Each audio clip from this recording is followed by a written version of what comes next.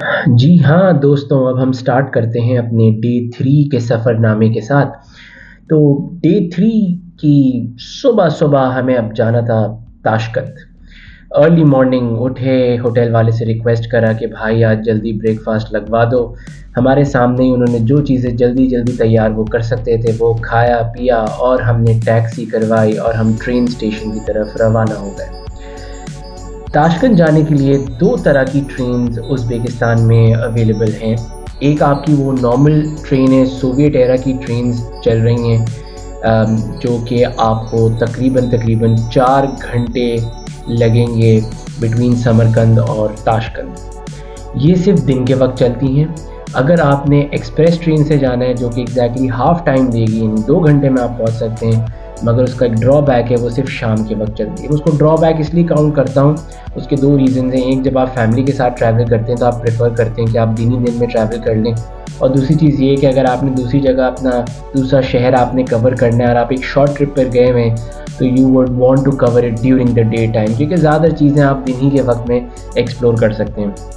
तो ये 4 घंटे का सफ़र हमने सुबह फिर 9 बजे हमारा स्टार्ट होता है और हम दोपहर 1 बजे ताशकंद पहुँचते हैं। अच्छा, ताशकंद में जो वेदर था वो कंपैरेटिवली समरकंद से बेहतर था। इस तरह मैंने आपको पहले बताया कि 30 टू 32 डिग्री सेल्सियस टेम्परेचर चल रहा था, तो शायद ताशकंद में 1 आध 2 डिग्री शायद समरकंद से कम हो। ह्यूमिडिटी लेवल्स कम होते हैं, तो it means you can easily walk around the place. अगर आप मिडल ईस्ट की किसी जगह से हैं तो आपको 30-32 डिग्रीज़ रियली बॉदर नहीं करना चाहिए। तो हम यहाँ से गए अपने होटल। अदा होटल एक बहुत ही ज़बरदस्त नया बना हुआ होटल है। मैं दोनों चीज़ों की डिटेल्स, यानी कि ट्रेन के टिकट्स आपने कहाँ से बुक कराने हैं। नॉर्मल टिकट अगर आप ट्रैवल कर रहे हैं तो वो 77,500 सोम, विच मीन्स अराउंड $7 आपको पड़ता है वो, विच इज़ नथिंग। और अगर आप एक्सप्रेस ट्रेन करवा रहे हैं तो उसकी प्राइस डबल हो जाती है, जो मेरे हिसाब से तब भी काफ़ी इकोनॉमिकल है।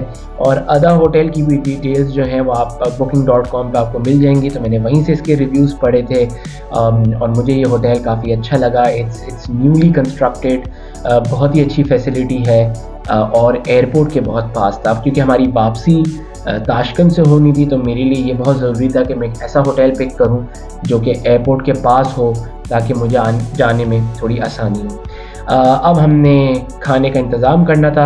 अनफॉर्चुनेटली होटल के आसपास कोई अच्छा रेस्टोरेंट नहीं था, तो उस वक्त हमने थोड़ा सा अपना दिमाग लड़ाया और सोचा कि ऐसी कोई जगह का हम तयन करते हैं जो कि फ़ेमस लैंडमार्क अट्रैक्शंस के आसपास हो। तो हमने वहाँ पे सेलेक्ट करा उगलुक रेस्टोरेंट। 15 मिनट की ड्राइव थी।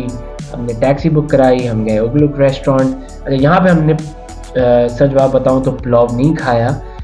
हमने यहाँ पे ज़्यादातर कुछ चिकन ग्रिल की डिशेस थी वो ऑर्डर की थी। We just tried out different variants of chicken.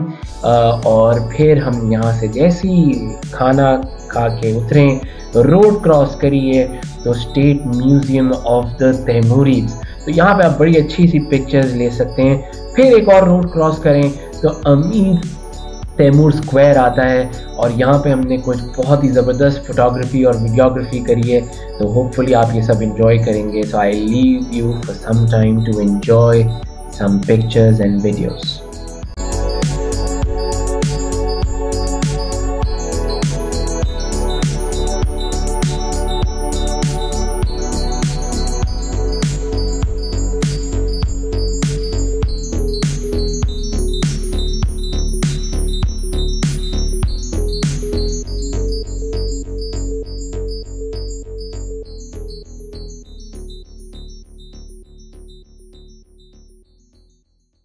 हाँ भाई, उम्मीद है आप सबको ये बहुत अच्छी लगी होंगी।